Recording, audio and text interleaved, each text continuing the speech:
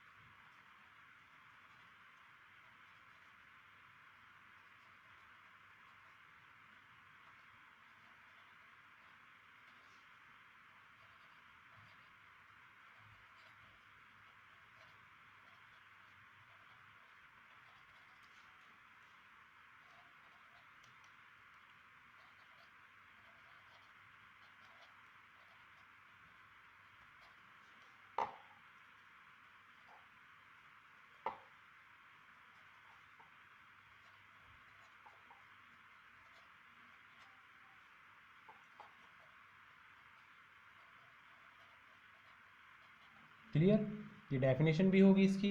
अब इसको हम थोड़ा मैथमेटिकल पॉइंट ऑफ व्यू से देखते हैं, ये क्या कैसे इसको एक्सप्लेन कर सकते हैं, कैसे लिख सकते हैं मैथमेटिकली। लेट आपके पास मैट्रिक्स है ए जो कि इस तरीके से है,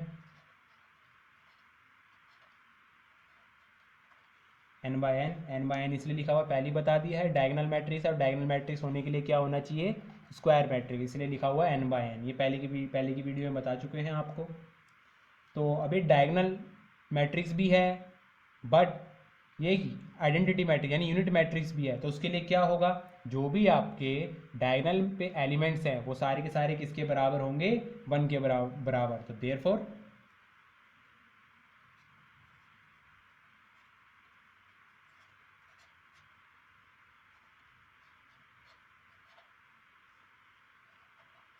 ये वाला जो आपका पॉइंट है तो आपको लिखना ही लिखना है, जितने भी आपके डायगोनल मैट्रिक्स हैं उनके लिए तो ये वाला पॉइंट आपको लिखना है, फर्स्ट पॉइंट। ये फर्स्ट पॉइंट का वही मतलब है, सारे के सारे नॉन डायगोनल एलिमेंट्स हमारे क्या हैं, ज़ीरो हैं। अब बात आती है डायगोनल एलिमेंट्स की, आइडेंटिटी मैट्रिक्स में डायगोनल एलिमेंट्स किसके बराबर होते हैं, 1 के बराबर, तो उसके लिए हम क्या लिखेंगे, aij equals to 1 for all I. ये तो क्लियर हो गया। अब इसके कुछ एग्जांपल देख लेते हैं आइडेंटिटी मैट्रिक्स के। और ध्यान दीजिएगा जब भी आप बात करेंगे आइडेंटिटी मैट्रिक्स की तो उसको डिनोट करने का एक तरीका है, आइडेंटिटी मैट्रिक्स को उसको हम हमेशा आई से डिनोट करते हैं और उसके बेस पे ऐसे एन लिखा होता है, कि एन डिनोट करता है उसका ऑर्डर, ऑर्डर ऑफ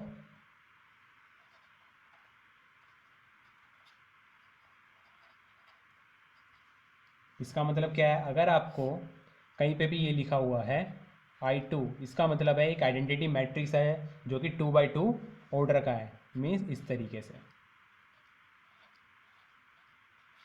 अगर आपको लिखा मिलता है I3, I3 का मीन मतलब क्या हुआ, आइडेंटिटी मैट्रिक्स है जिसका ऑर्डर कितना है 3x3, तो वो क्या हो जाएगा,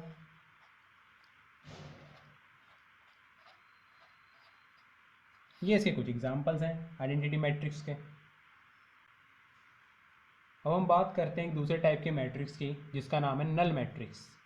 पहले हमने पढ़ लिया डायगोनल, स्केलर, आइडेंटिटी। अब हम एक और जो है हमारा वो है नल मैट्रिक्स। अब नल मैट्रिक्स क्या होता है, सुनिए ज़रा। नल मैट्रिक्स ऐसा मैट्रिक्स है जिसके अंदर सारे के सारे एलिमेंट्स आपके किसके बराबर हैं, ज़ीरो के बराबर। यानी जितने भी उसके अंदर एलिमेंट्स हैं, जैसे किसी भी ऑर्डर का हो वो मैट्रिक्स, बट जितने भी उसके एलिमेंट्स हैं वो सारे के सारे कितने किसके बराबर हैं, ज़ीरो के बराबर। ऐसे मैट्रिक्स को हम क्या कहते हैं, नल मैट्रिक्स। देखिए ज़रा डेफिनेशन लिख लेते हैं हम नल मैट्रिक्स की।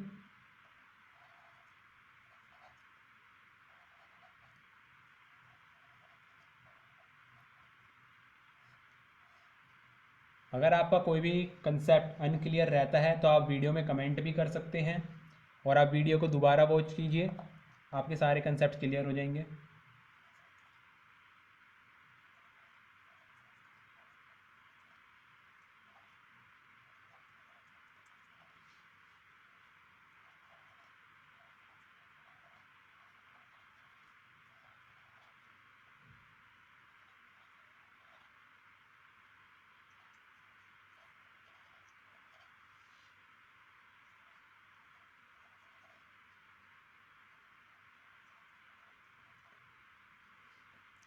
अब नल मैट्रिक्स के लिए लिख लेते हैं मैथमेटिकल फॉर्म क्या होगी।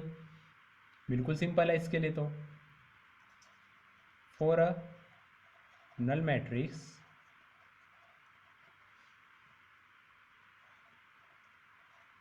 Aij is equal to 0 for all I and J। यानी इसका मतलब है सारे के सारे एलिमेंट क्या होंगे नल मैट्रिक्स के लिए, 0 होंगे, I और J की कोई भी वैल्यू हो। तो एग्जाम्पल ही बिल्कुल ईजी सा होगा इसका। ये 2x2 का नल मैट्रिक्स है,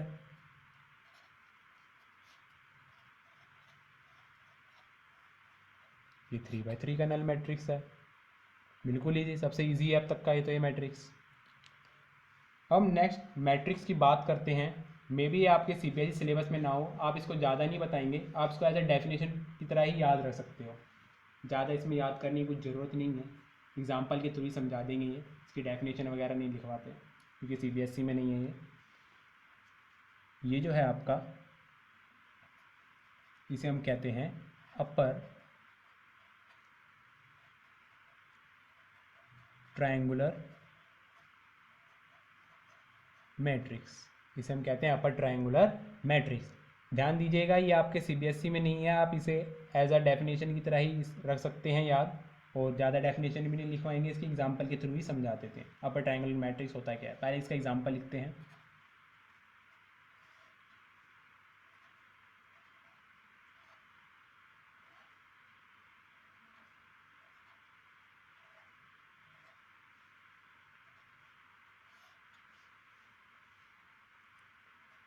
तो ध्यान देना, जब भी आप CBSE की मैं बात कर रहा हूँ तो CBSE में आपको ज़्यादा से ज़्यादा आपको मैट्रिक्स से डील करने के लिए मिलेगा 3x3, इससे बड़ा कोई मैट्रिक्स नहीं मिलेगा। हाई क्लासेस में भी आपको 4x4 5x5 ही मिल जाए।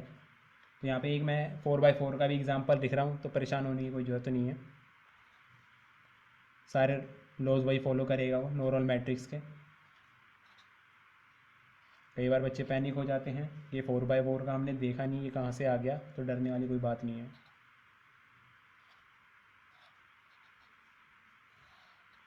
ठीक, अब देखते हैं, आपको इसमें ट्रेंड दिख रहा होगा अपर ट्रायंगुलर मैट्रिक्स के अंदर। देखिए ज़रा, सबसे पहले स्क्वायर मैट्रिक्स होना चाहिए। स्क्वायर मैट्रिक्स मतलब जिसके जितनी रो है उतने ही कॉलम हो। ठीक, उसके बाद सबसे पहले तो आप आइडेंटिफाई करो आपका प्रिंसिपल डायगोनल कौन सा है।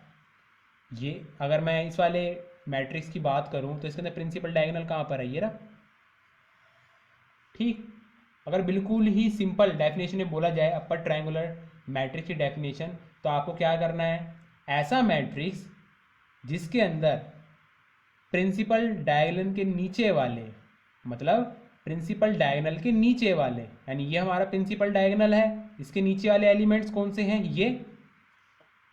अगर ये सारे एलिमेंट्स प्रिंसिपल डायगोनल के नीचे वाले जीरो होते हैं तो ऐसे स्क्वायर मैट्रिक्स को हम कहते हैं अपर ट्रायंगुलर मैट्रिक्स। क्या कहते हैं, अपर ट्रायंगुलर मैट्रिक्स। ऐसे ही आप इस मैट्रिक्स में देखिए जो कि 4x4 का स्क्वायर मैट्रिक्स है, इसके अंदर सबसे पहले हम प्रिंसिपल डायगोनल फाइंड कर लेते हैं। ये रहा प्रिंसिपल डायगोनल, जिसके अंदर आपके एलिमेंट्स कौन कौन से हैं, 3 4 5 एंड 4। ठीक, तो इस प्रिंसिपल डायगोनल के नीचे वाले एलिमेंट कौन कौन से हैं, ये रे, ये सारे के सारे एलिमेंट्स क्या हैं, जीरो। ध्यान दीजिएगा, सारे एलिमेंट जीरो होने चाहिए, कोई भी वैल्यू नहीं होनी चाहिए उनके अंदर, 1 2 समथिंग कुछ भी नहीं, सब सारे के सारे जीरो होने चाहिए, तब ये डेफिनेशन मानी जाएगी, अदरवाइज नहीं। तो इसके अंदर हम देख सकते हैं कि सारे के सारे एलिमेंट जीरो हैं, तो ये भी आपका क्या हो गया, एक अपर ट्रायंगुलर मैट्रिक्स। ऐसा ही इससे भी मिलता जुलता एक और मैट्रिक्स होता है, उसका नाम है लोअर ट्रायंगुलर, उसका नाम है लोअर ट्रायंगुलर। इसमें भी थोड़ा क्लियर कर लेना, अपर ट्रायंगुलर का मतलब ऐसा मैट्रिक्स जिसके अंदर प्रिंसिपल डायगोनल के नीचे वाले एलिमेंट्स सारे जीरो हों, या फिर आप इसको दूसरे तरीके से भी बोल सकते हो, ऐसा मैट्रिक्स जिसके अंदर प्रिंसिपल डायगोनल के ऊपर ही कुछ एलिमेंट्स हों, ऐसा भी बोल सकते हो आप इसको याद रखने के लिए।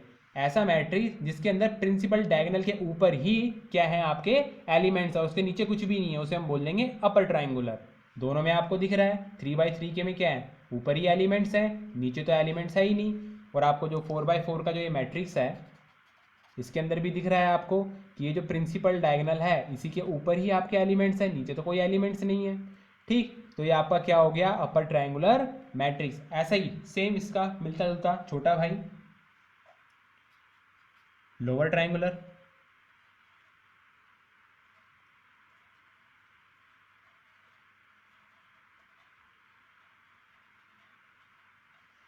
हाँ जी, लोअर ट्रायंगुलर, लोअर ट्रायंगुलर भी सेम है। इसका एग्जांपल लिख लेते हैं। इसका एग्जांपल बिल्कुल सिंपल, जैसे ऊपर वालों की तरह।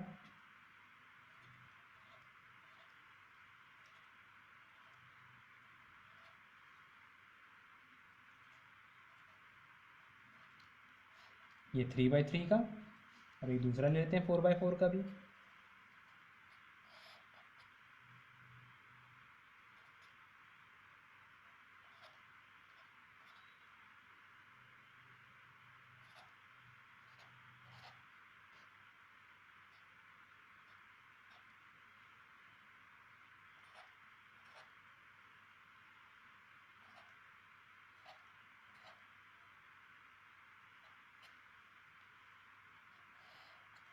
ठीक, ये हमारा हो गया 4x4 का। ठीक, तो इसके अंदर हम देख सकते हैं, सबसे पहले आपको आइडेंटिफाई करना होगा कि प्रिंसिपल डायगोनल इसके अंदर कौन सा है। जब हम बात करते हैं फर्स्ट एग्जांपल की, तो इसके अंदर आपको प्रिंसिपल डायगोनल क्लियरली दिख रहा है, ये रहा। ठीक, तो लोअर ट्रायंगुलर मैट्रिक्स की डेफिनेशन क्या होगी, ऐसा मैट्रिक्स जिसके अंदर प्रिंसिपल डायगोनल के ऊपर के जो सारे के सारे एलिमेंट्स हैं वो सब क्या हैं, जीरो हैं, उसको हम क्या कहेंगे, लोअर ट्रायंगुलर।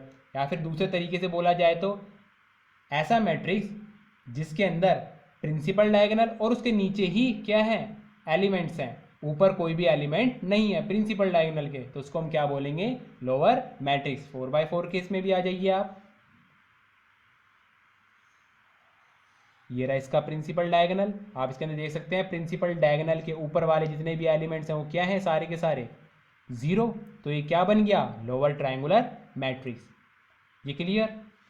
तो इसके अंदर आपको कुछ ज़्यादा दिमाग लगाने की ज़रूरत नहीं है, आप इसका एज डेफिनेशन ही याद रखो, और सीबीएसई में भी कभी रेयर ही होगा ये पूछा जाएगा।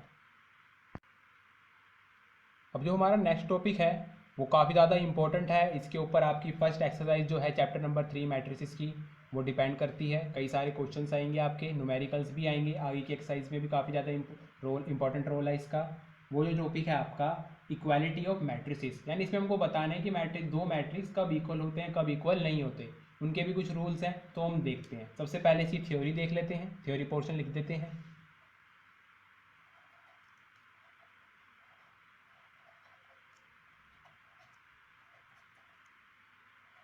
लिखवाने का मकसद बस यही है कि बच्चे पढ़ लेते हैं बट उनको पता नहीं होता बाद में कि हम कर क्या रहे हैं, क्यों कर रहे हैं। पेपर के अंदर क्वेश्चन तो कर लेते हैं बट ये नहीं पता होता वाई, रीज़न क्या है, इनकी थ्योरी क्या है।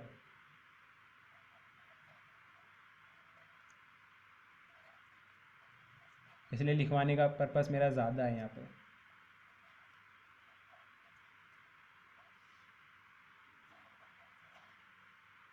फॉर्मूले आप रट लोगे उनका कोई फ़ायदा नहीं है, एक एक दो मंथ तक याद रहेंगे, वो आपके माइंड से फिर निकल जाएंगे। समझ के करोगे तो लाइफ टाइम आपको याद रहेगा।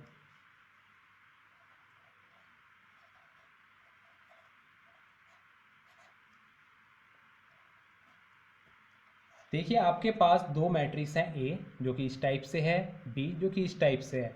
अब आपको देखने को मिल रहा है एम बाई एन का मैट्रिक्स है ए, और बी आपका कौन सा है, आर बाई एस ऑर्डर का। ठीक, तो अब इन दोनों मैट्रिक्स जो हैं इक्वल होंगे कब, जब सबसे पहले ध्यान दीजिएगा, दो मैट्रिक्स तभी इक्वल होंगे जब उनका पहले तो ऑर्डर बराबर हो। कहने का मतलब है अगर एक 3/3 का मैट्रिक्स है तो दूसरा भी कौन सा होना चाहिए, 3/3 का, कि वो इक्वल है नहीं चेक करने से पहले। अगर आपके पास 2/2 का मैट्रिक्स है तो दूसरा वाला भी 2/2 का ही होना चाहिए। तो हमारी पहली प्रॉपर्टी क्या होगी,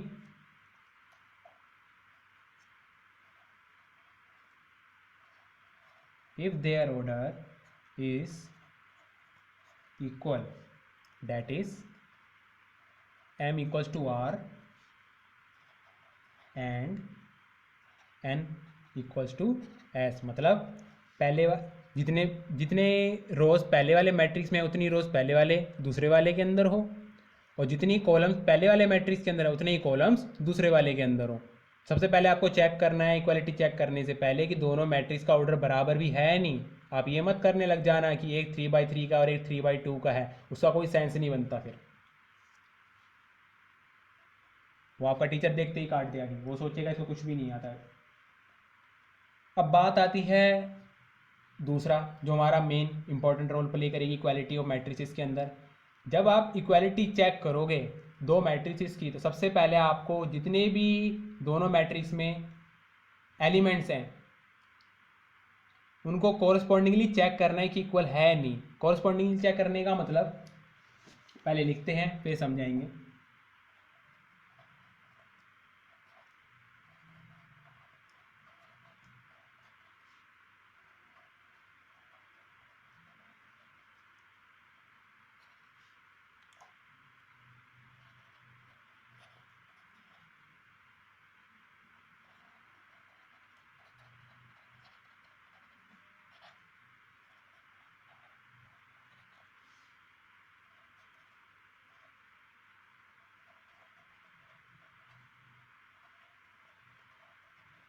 That is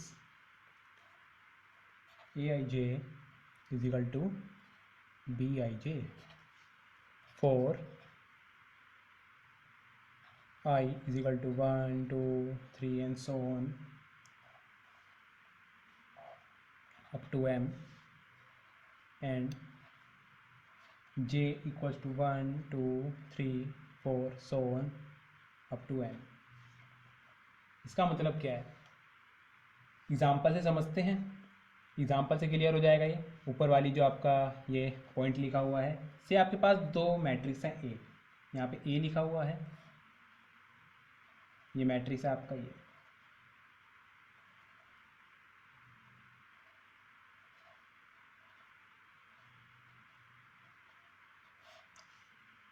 एंड आपके पास दूसरा मैट्रिक्स है बी जो कि ये है आपका।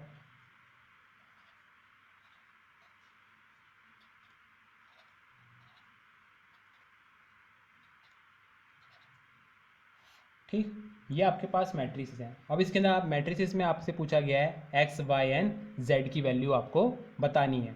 तो सबसे पहले, और ये भी बोला हुआ है कि दोनों मैट्रिक्स क्या हैं, इक्वल हैं। तो आप कैसे बताओगे, देखो जो आपका फर्स्ट पॉइंट कह रहा है कि दोनों मैट्रिसेस के कोरस्पॉन्डिंग पार्ट्स इक्वल होने चाहिए, तो हम उसका इस्तेमाल करेंगे। कोरस्पॉन्डिंग पार्ट्स का इक्वल होने का मतलब क्या है, देखिए ज़रा एग्जाम्पल से पहले आप इस चीज़ को देखिए।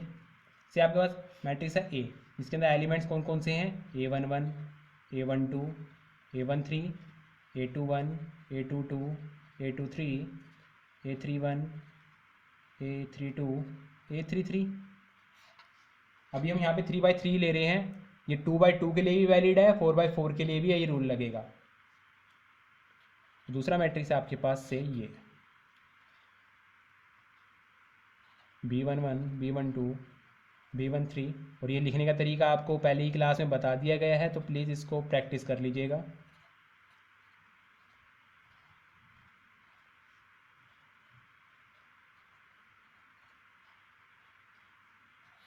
ठीक, ये आपके पास दो मैट्रिक्स हैं। अगर मैट्रिक्स ए और मैट्रिक्स बी आपस में इक्वल हैं तो इनके कोरस्पॉन्डिंग पार्ट्स भी इक्वल होंगे। इसका मतलब क्या है, A11 बराबर होगा B11 के, A12 बराबर होगा B12 के, A13 बराबर होगा B13 के, A21 बराबर होगा B21 के, A22 बराबर होगा B22 के, A23 बराबर होगा B23 के, एंड सो ऑन। ये कोरस्पॉन्डिंगली चेक कर लिए जाएंगे अगर ये इक्वल होंगे तब, अदरवाइज नहीं। तो हम ऊपर वाला एग्जाम्पल देख लेते हैं जिसके अंदर A दिया हुआ है और B दिया हुआ है, और बोला गया है कि दोनों के दोनों क्या हैं, आपस में इक्वल हैं, और आपसे पूछा गया है कि x की, y की एंड z की वैल्यू बताओ। अभी आपको बताया है कि जब दो मैट्रिक्स आपस में इक्वल होंगे तो उनके कॉरस्पॉन्डिंग पार्ट्स भी आपस में इक्वल होंगे। तो हम चेक कर लेते हैं कैसे, देखो ज़रा। अगर मैट्रिक्स A और मैट्रिक्स B आपस में इक्वल हैं तो x बराबर किसके होगा, -1 के, यानी कि x हमारा किसके बराबर हुआ, -1 के। तो y किसके बराबर होगा, 0 के, तो y आ गया हमारा 0। तो z किसके बराबर होगा, 4 के, तो z आ गया हमारा 4। देखो दोबारा रिवाइज करते हैं, इक्वालिटी ऑफ मैट्रिक्स के अंदर क्या करना है आपको। सबसे पहले पॉइंट 1, जब भी आपको दो मैट्रिक्स की इक्वालिटी चेक करनी होगी तो आपको क्या चेक करना है, सबसे पहले उनका ऑर्डर, कि उनका ऑर्डर क्या है। ऑर्डर उनका बराबर होना चाहिए, मस्ट बी इक्वल, तभी आप चेक नेक्स्ट स्टेप पे जाओगे कोरस्पॉन्डिंग एलिमेंट्स को चेक करने के लिए। फिर जो आपका नेक्स्ट स्टेप है, कोरस्पॉन्डिंग एलिमेंट्स को चेक करना है, यानी हर एक एलिमेंट्स को देखना है दोनों मैट्रिसेस के अंदर कि वो बराबर है नहीं। अगर एक भी एलिमेंट के अंदर डिफरेंस हुआ तो वो दोनों मैट्रिक्स आपस में इक्वल नहीं है। ठीक, ये क्लियर। तो आप देख चुके हैं इक्वालिटी ऑफ मैट्रिक्स हमने पढ़ लिया, ये उसको हमें कैसे करना है। सबसे पहले ऑर्डर चेक करना है कि दोनों जो आपके मैट्रिसेस हैं उनका ऑर्डर बराबर है या नहीं है। उसके बाद में आपको जो आपका सेकंड पोर्शन है उसके अंदर चेक करना है कि दोनों मैट्रिसेस के कोरस्पॉन्डिंग पार्ट्स आपस में इक्वल हैं या नहीं है। फिर हम बात करते हैं चैप्टर के अंदर जो एक्सरसाइजेस दी हुई हैं, एग्जाम्पल्स दी हुई हैं उनकी। तो आपकी चैप्टर नंबर 3 की फर्स्ट एक्सरसाइज आपकी कंप्लीट होती है, उसकी थ्योरी। तो कुछ एग्जाम्पल देख लेते हैं जो कि इक्वालिटी पे बेस है, इक्वालिटी ऑफ मैट्रिसेस पे। काफ़ी सिंपल एग्जाम्पल हैं। तो आपका जो पहला एग्जाम्पल है वो देखिए ज़रा। आपके पास एग्जाम्पल है आपका एग्जाम्पल नंबर 4 NCERT बुक का, मैथमेटिक्स की एग्जाम्पल नंबर 4 ये इस तरीके से दिया हुआ है। अगर आपको कोई भी डाउट है तो आप कमेंट करके पूछ सकते हैं, और वीडियो को दोबारा देखिए, आपके सारे डाउट क्लियर हो जाएंगे।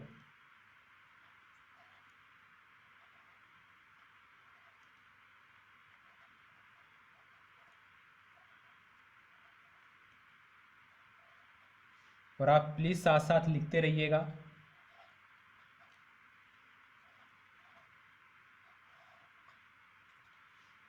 क्या बाद में फिर आपको दोबारा नहीं लिखना पड़ेगा ये सब देखकर।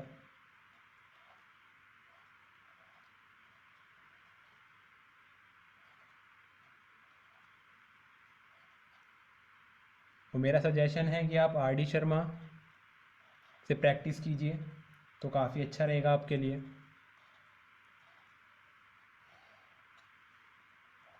ठीक, अब यहाँ पे हमें एग्जाम्पल में दिया आपके पास दो मैट्रिक्स हैं, एक ये मैट्रिक्स है और एक आपका RHS की साइड ये वाला मैट्रिक्स है। ठीक, तो अब बोला गया है कि दोनों मैट्रिक्स आपस में इक्वल हैं, तो हमें किस किस की वैल्यू बतानी है, A की, B की, C की, X, Y एंड Z की। ये जो आपके वेरिएबल्स हैं इनकी हमें वैल्यू बतानी है। तो कैसे बताएंगे, देखो ज़रा। पहले इसने बोल दिया कि दोनों के दोनों मैट्रिक्स इक्वल हैं, क्यों आपको इक्वल का साइन दिख रहा है बीच में। तो हमें पता है कि जब भी दो मैट्रिक्स इक्वल होते हैं तो उनका ऑर्डर सेम होगा, और दूसरा उनके कॉरस्पॉन्डिंग एलिमेंट्स आपस में बराबर होंगे। तो हम देख सकते हैं x+3 0 के बराबर होगा, तो लिख लीजिए x+3 किसके बराबर होगा, 0 के। तो हमारा x कितना आ गया, -3। ठीक, फिर आ जाइए आप इस वाले पोर्शन पे z+4। अब z+4 किसके बराबर होगा, 6 के, तो इसे लिख लीजिए z+4 = 6। तो z कितना आ गया हमारा, 6 - 4 = 2। ये आ गया हमारा क्या, z। अब इस पे आ जाइए 2y - 7 इसके बराबर होगा 3y - 2 के, तो इसे भी लिख लीजिए।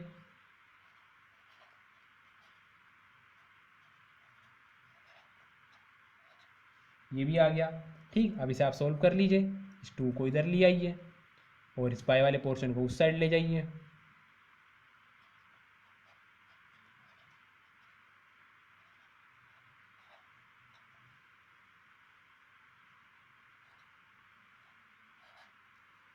तो यानी कि y कितना आ गया हमारा, -5। इसी तरीके से b भी निकल जाएगा, इसी तरीके से आपका a भी निकल जाएगा। तो a -1 किसके बराबर होगा, 3 के, -3 के लिख दिया। तो a कितना आ गया, -3, ये -1 उधर चल जाएगा, प्लस हो जाएगा, तो a आ गया हमारा -2। ऐसे ही हमारा b भी निकाल सकते हैं आप।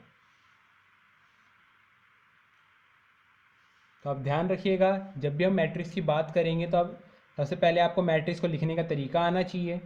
स्क्वायर ब्रैकेट्स में लिखना है, एलिमेंट्स कैसे लिखे जाते हैं वो आपको याद होना चाहिए। मैथमेटिकल फॉर्म मीन्स इस तरीके से जो हम ये लिखते हैं AIJ,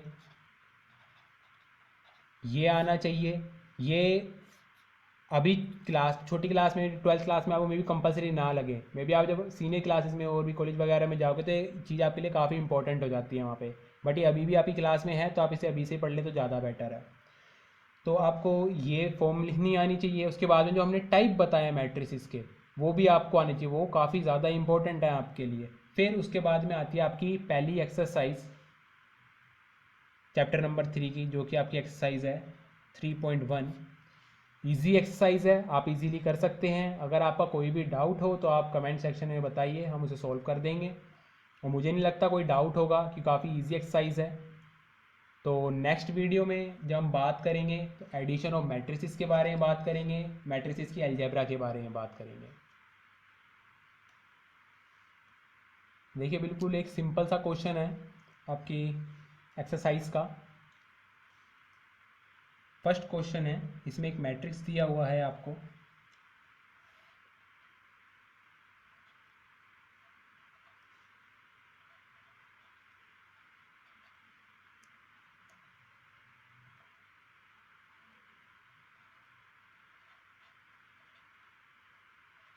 और आप इस चैप्टर की जितनी प्रैक्टिस करेंगे उतना अच्छा है।